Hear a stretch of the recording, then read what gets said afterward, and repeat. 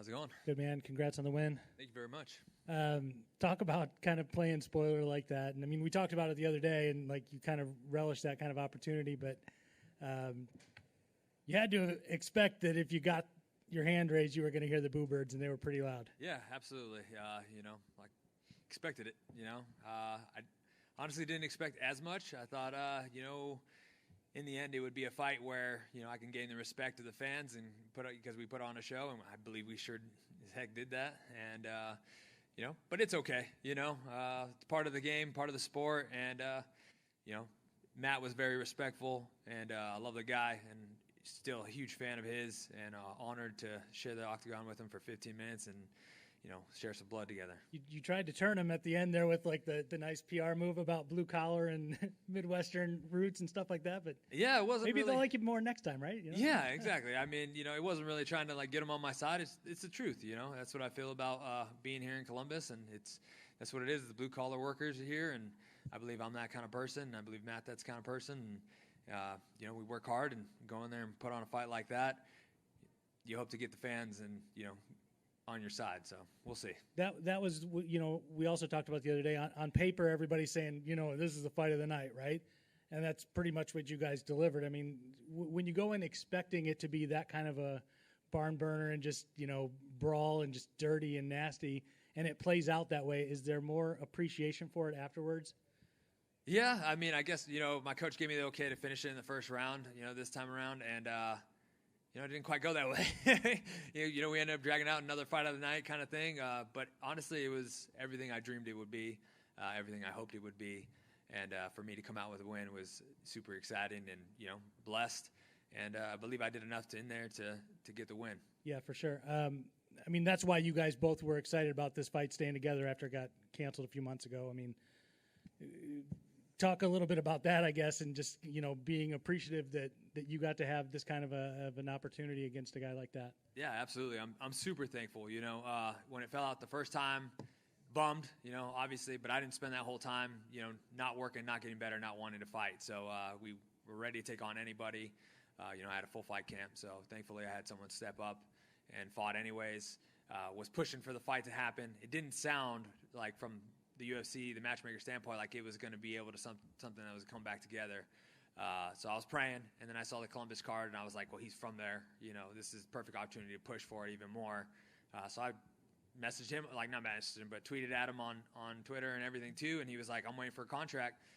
And, I'm on the matchmakers telling him, and I'm really glad it happened. This is the last fight on my contract. I haven't been open about that, but this is the last fight on my contract. UFC didn't say anything about renegotiating. I tried to ask about it. Dana White, let's talk. I'd love to keep fighting. I'd love to keep putting on shows. I don't want to fight anywhere else. If this is it, if you don't want me no more, that's okay. I'll hang them up here. I should have left my gloves in the octagon if that's the case. But if not, I'd love to keep putting on shows. If for some reason they said, yeah, we're going to let you go do your own thing, would you retire then? Yeah, absolutely. Yeah? I'd be You wouldn't go give it a shot somewhere else? I mean... No, yeah. I'd be done. Me and my wife talked about this a lot.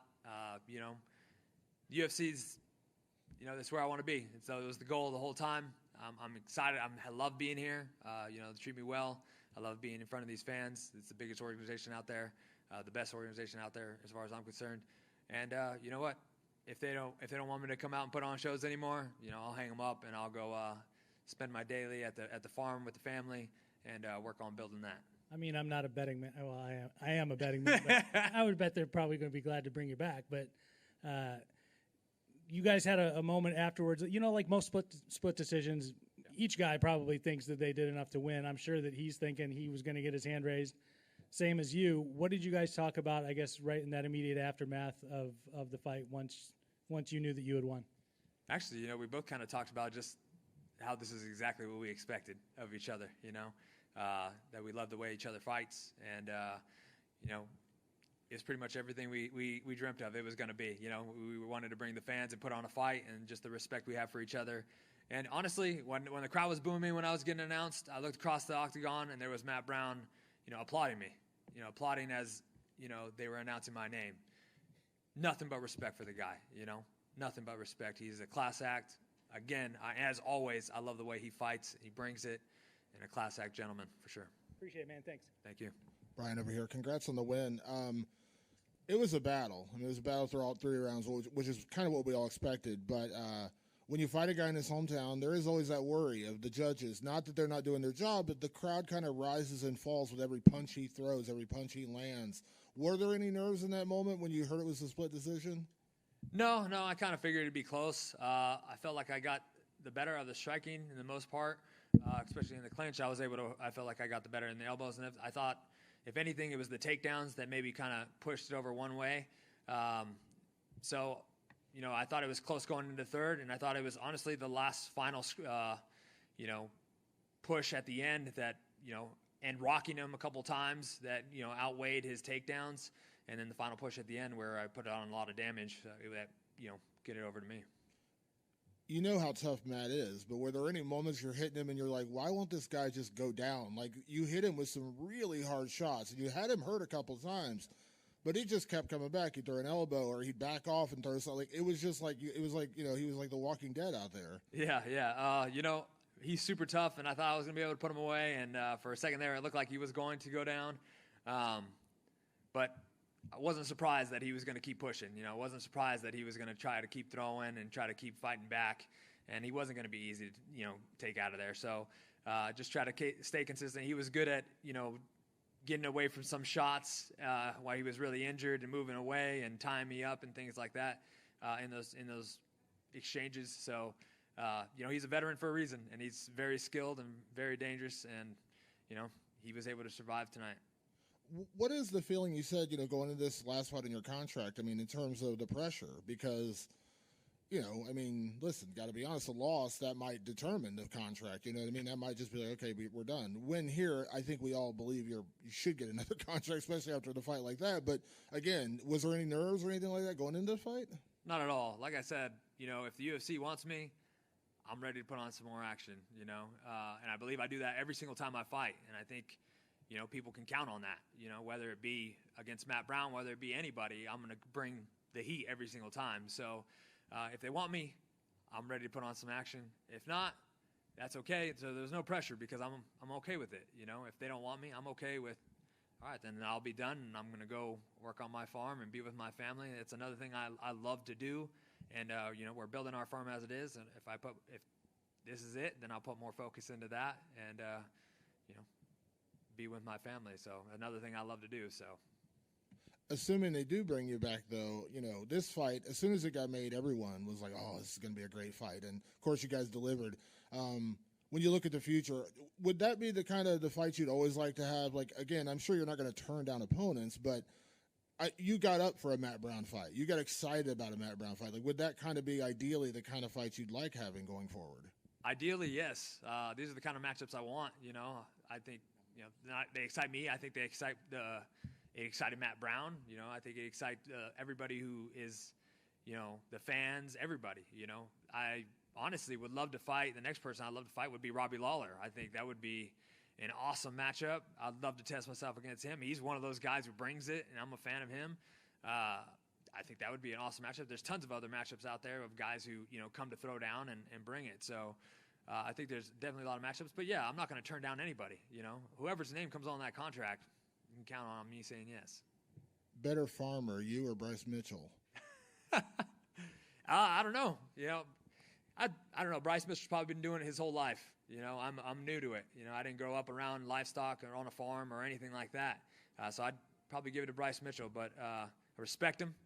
And I definitely respect him. And, maybe I should get together with him sometime and try to learn some things about the farm that he can teach me for sure. Congrats again. Thank you very much. It seems like we're seeing the UFC let more and more fighters fight out their contract. It's not like it's anything personal or anything that they're sort of judging. Do you have that sort of thought as well, that if they did let you fight out your contract, it's not maybe a reflection of the fact of you and how you fight, just maybe that they're now in the practice of letting more fighters fight out their contract? Yeah, I have noticed that, they've been doing that a lot, and I figured like they possibly would make me do that this time around. I did think that because of the way I fight, because of how I fight, and, the excitement that I bring, that, we would renegotiate before that happened, and, I wouldn't be one person to fight out my contract, but, the time has come, here it is, and it's well, like I said, let's talk, Dana White, let's talk. I would love to come and keep putting on fights. Well, and it doesn't. I mean, your fight style, you do take some damage, but tonight you're not the worst for wear. I mean, it doesn't look like you're all that bad.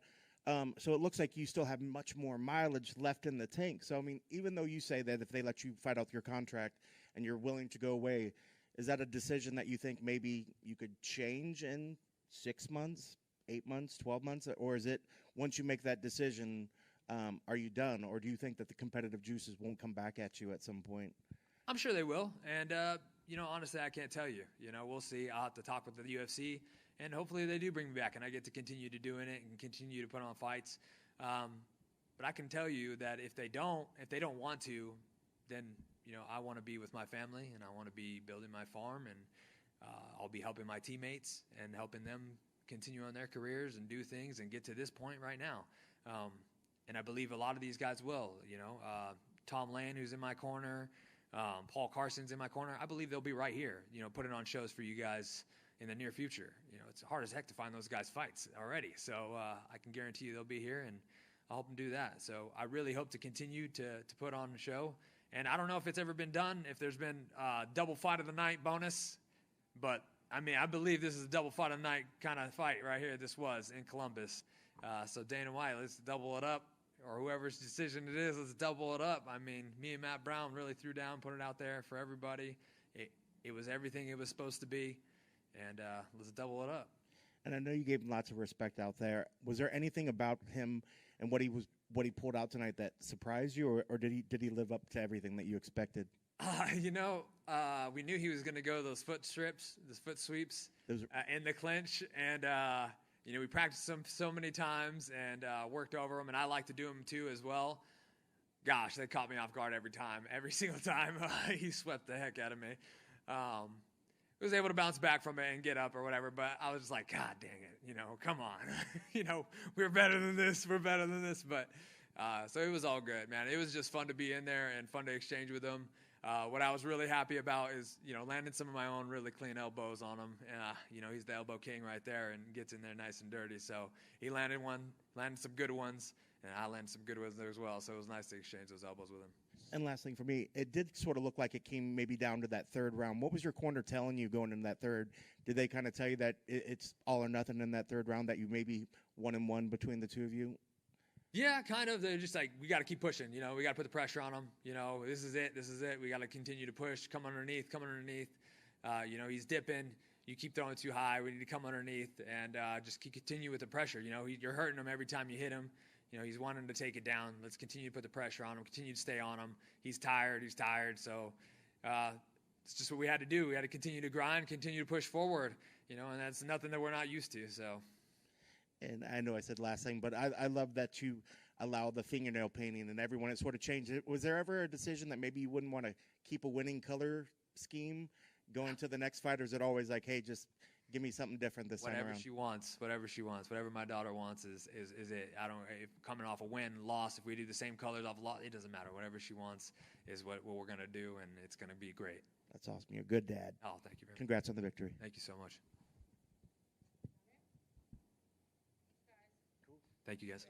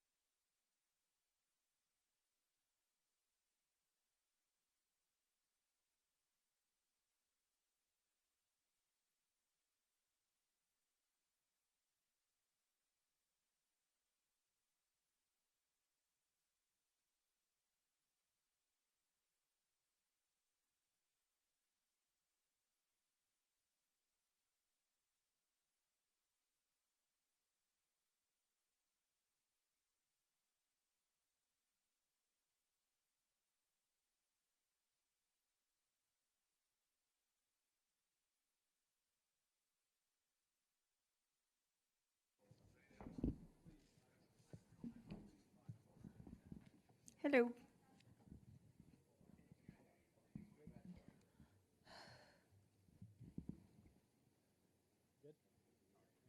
Congrats on the win. Thank you so much. How exciting was that for you? Oh, it feels amazing. Finally 3 wins in the UFC and my first finish, my first submission on my record. It's funny to look back at at your resume at your fights and then look. You got to go way down there to find your last finish. A little bit more than 7 years. I know that's something that maybe you don't necessarily think about during a fight, but is that something that you think about, during training camps or in between fights? Hoping to finally get a finish. Of course, as a fighter, you always want to finish the fights, but it took a long time, as you said. But now I feel great. As I'm getting older too, I feel more mature. Even my mind, my body, and also my fight game. Talk about her as an opponent, and did you feel like that type of finish was something that might be available for you against someone like her? I mean, I think she lost her last fight by a choke as well. So yeah, well, this is a place that we wanted to explore. Also, because, like I say, my last fights I've been trying, to show my skills on the ground. I want to show that I also still learning. I'm not just now a striker. I want to show everyone that I'm also a finisher on the ground, and my jiu-jitsu is evolving. Talk about, I guess, the title picture in your division, and a lot of divisions it might take 5, 6, 7 wins in a row to be up there and in consideration. But in your division, it doesn't necessarily have to be like that. 3 might be enough. Do you feel like you should be next in line after Valentina's next one? Well, I hope so. I've seen that girls in my division usually have 4 wins in a row. So yeah, let's do this. I'll be ready whatever UFC brings to me because I work so hard. So if they come to you and say, we want you to fight one more time, you're ready to do it. But what if they said, hey, maybe sit back and wait? And would you be okay if you had to wait until much later in the end of the toward the end of the year if it meant getting a title shot? God, this is a dream come true.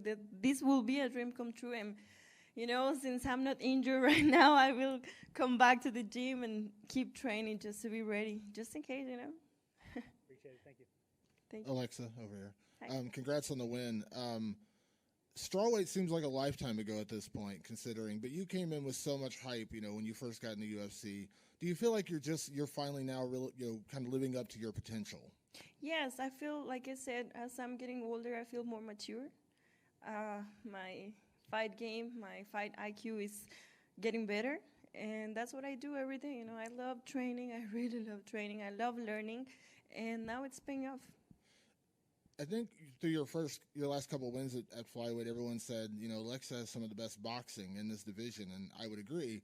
Was it fun to show you have more than that, though, in this fight, to go out there and get a submission the way you did, to show that you're more than just a stand-up fighter?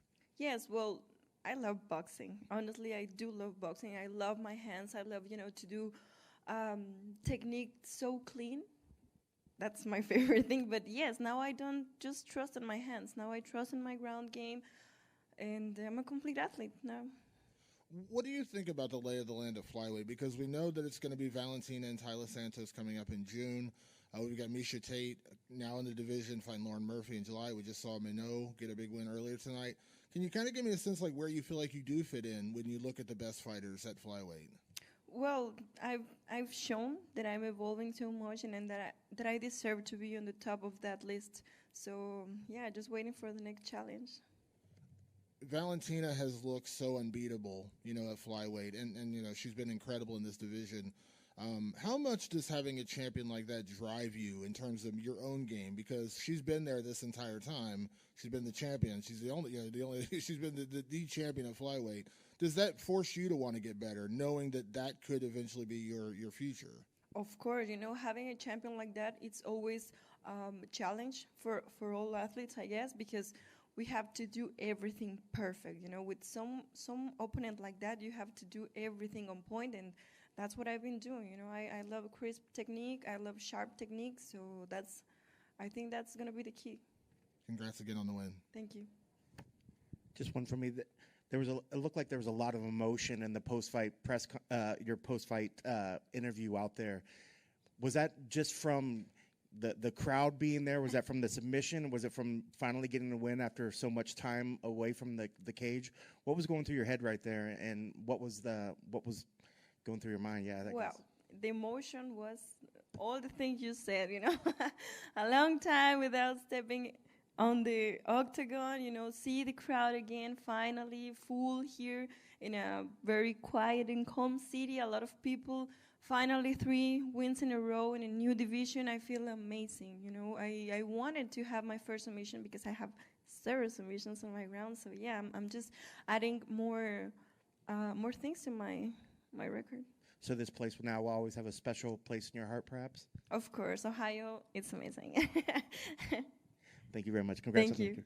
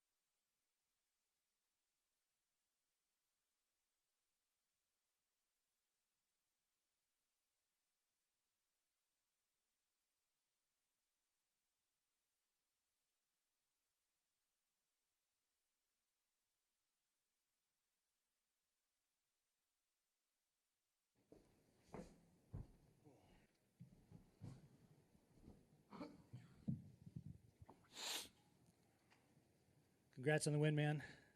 Very, I guess, kind of patient first round, right? I mean, was that part of the game plan to just kind of be nice and calm and just seeing what he's going to give you in the first 5 minutes? I mean, in these 5-round fights, you need a round to gather information, process, to make reads, to feel like how fast is, because we don't know until you get in. How fast is he? What's his range? Does he step into his straight rights? Does he drift off? Just all that gathering information. That's what I was doing. I'm sure that's what he was doing also. We were both. I could tell he was doing exactly the same thing, and that's what good strikers do. Not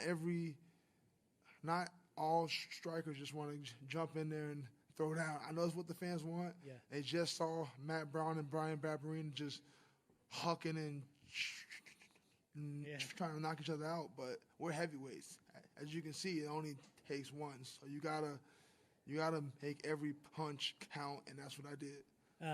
Did you get enough information from him in those first 5 minutes to actually use it in the second round, or was just that punch that landed was just, Well, yeah, I wasn't expecting that punch to be the one to put him out, but I knew each round I would be able to find a lot more opportunities. After that first round, I figured out his speed, I figured out his range, and yeah, that's what happened. That was organic, but no, I did not intend for that one to be the one to put him out. No. Did they tell you about your extra check yet, or had you not heard that yet? I have just heard about it. Yeah. Very excited. Congrats about on that. Thank you. Do you have plans for it yet? Bills. I got a baby. I got things I got to pay for, so it'll be put to good use. Talk about, I guess, sort of the call for a title shot afterwards, but then also, when DC said, "Hey man, we got Stipe right behind you as well," you said you'd potentially fight him too if it came down to that. I view them as the same opportunity. A win over Gane, who was on a hot streak, who was just in the title fight, that a win over him should put me as the next title contender. Same thing with Stipe. He's the GOAT, in my opinion. He's the GOAT of this heavyweight division. He honestly deserved a rematch a while ago, but if he's willing to risk it against me and I beat him, that's the same thing to me. It's a title shot for me would be the next thing after beating Gane or Stipe.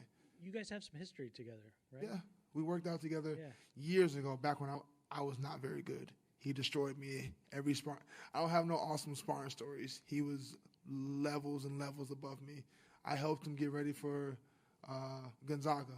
That was back in 2012. Yeah, I had just begun my amateur career in that year. So if that fight happened, there's no high drama talking about, oh, these guys were formers, they trained together. Yeah. No. I respect him, but I believe I'm on his level. I believe I can take him down. I know I can take him down because I did take him down. But I also believe if we get into a striking battle, I can strike with him. I've got the footwork. I've got the acumen. I believe in my coaches, and I know I can hang with anybody on the feet. At this point, do you feel like the Derek fight last year was just kind of a small bump in the road that's not indicative of what you really are? If you watch that fight, I hope you guys watched that fight. I destroyed him in that first round. That's no disrespect. I destroyed him in the first round. And he caught me, and that's why you have to analyze, because it only takes one punch. That same one punch, that doesn't work at welterweight, middleweight, lightweight. Like, they're able to make a lot more mistakes. Heavyweight, you get one mistake. I made a mistake. I didn't get offline. I didn't have an angle before I shot, and I gave him his only way of winning, me taking a direct shot into his uppercut. And it happened. It is what it is. It's easy to bounce back because it's heavyweight. That could be anybody. That don't mean nothing to me. When you look at what you've done so far in your career, especially in the last few years, is there any doubt in your mind that you are one day going to have that belt? I have no doubts in my mind. That's why I've never been in a rush. I knew I'd get there. Like, I'm only 31. I'm going to be here. I got 8 more years. I'm going to be here. That belt is going to be mine. Appreciate it, man. Thank you. Curtis, congratulations on the win. You've had a lot of satisfying wins in your career. Everyone remembers probably the knockout of Virginia Dos Santos when you got that one. But was this a more satisfying knockout just because everyone came in saying it's going to be a striker versus a wrestler, you're going to wrestle him? Like, is it satisfying to get that kind of a knockout, though? It's satisfying, but no, it's not more satisfying because Chris doesn't have the resume of Junior Dos Santos. For me to knock out Junior Dos Santos on his feet, that was everything. That's something, like, we wanted to win, but we didn't think it would be like that. Tonight, no disrespect to Chris, but me and my coaches, we've been saying it all week. I can do whatever I want to do. I could take him down. I could get a submission, or I could beat him on the feet. It just happened to happen on the feet. Honestly, I was hoping maybe by 3rd round, 4th round, I get him on the ground. He's tired. I was hoping to get my first UFC submission. That's what I was hoping, but I'll take the TKO on the feet. That works too. When I had you on the podcast, we talked about kind of the weird situation of heavyweight that's pretty much been here since you got to the UFC. It's never changed. Always weird. You mentioned Gon. He is technically coming off a loss. You know what I mean? I know Stipe is too, but again, you mentioned he's the GOAT, all those kind of things. You got guys like Tai Tuivasa around right now, but Dana has said, chances are there's going to be an interim title. We don't really know what's going on with Ngannou. Of course, he just went through surgery, so either way, he's out for the rest of this year. Do you think Stipe is the one that makes more sense just because he is the former champion, or do you think Gon just because he has the high? I know it doesn't matter, but it doesn't matter. Hey, it don't matter. I know a lot of people get the mic and they just talk smack. I'm being 100. A win over Gon, what's next? A title shot. A win over Stipe, what's next? A title shot. It don't matter. And I don't have any animosity towards either one of them, so it's not like, oh, I want him. Either one. That works. You're the guy right now on the streak, though. I mean, you put together a couple wins in a row and impressive wins at that.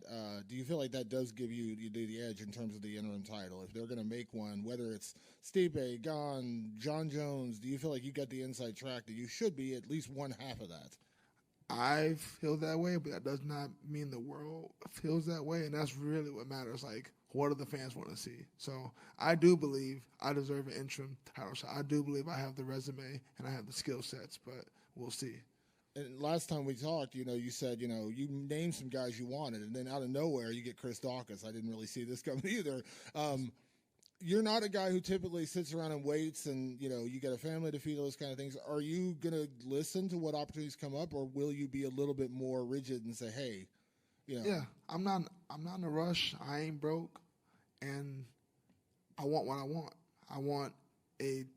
I don't want to just fight guys just to fight guys. I'm just trying to get to the belt. So whomever that is, whatever route I have to take to get there the fastest is the route I want. I don't have a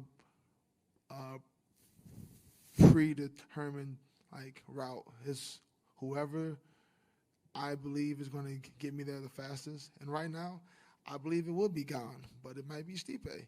If it's Stipe, I take Stipe. Last thing for me, I know we know, regardless of what's going on with the contract, Francis is out for the rest of this year. But as a heavyweight and as a guy who may be becoming an interim champion later this year, is there any party that hopes that they get that situation figured out? Because beyond the injury, we got the contract thing. We don't know what's going on with that. And that, once again, is like a lingering dark cloud over the division. Is there a party you just selfishly saying, let's just get that figured out? So at least we know that much. Like, okay, I'm going to get an interim title shot, and then I get the Ngannou fight. Because we just don't know. I don't waste mental energy on that. That's out of my hands. I don't care what happens with Ngannou. If he's here, if he's not, I know he ain't next, so it don't matter for me. I don't care. Congrats on the win, Curtis. Between Gon or Stipe, does either one of them present more of a challenge for you? No, they both have a unique skill sets. They both, and this heavyweight, one punch from either one of them could put me to sleep. So whichever one, it's not so much a win over Gon would be more fulfilling as a win over Stipe. It's just whichever the win over which one will get you access to that title. Exactly. I have no beefs. I have no I really want to hurt that guy. I'm not like that. I just want a title shot. That's all I want. So whoever gives me a title shot, that's the guy I want.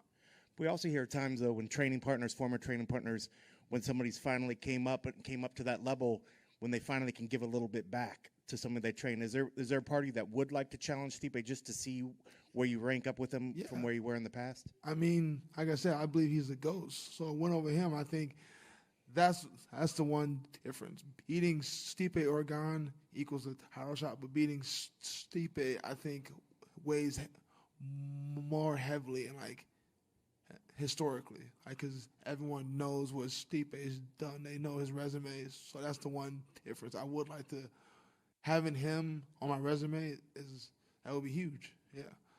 And I know a lot of us looking at Dawkins coming up and coming through some of these guys, looked like he had good power, good hands. But what did you think of his power, and what did you think of his speed out there? I think, honestly, no shade, he should probably drop down to light heavyweight.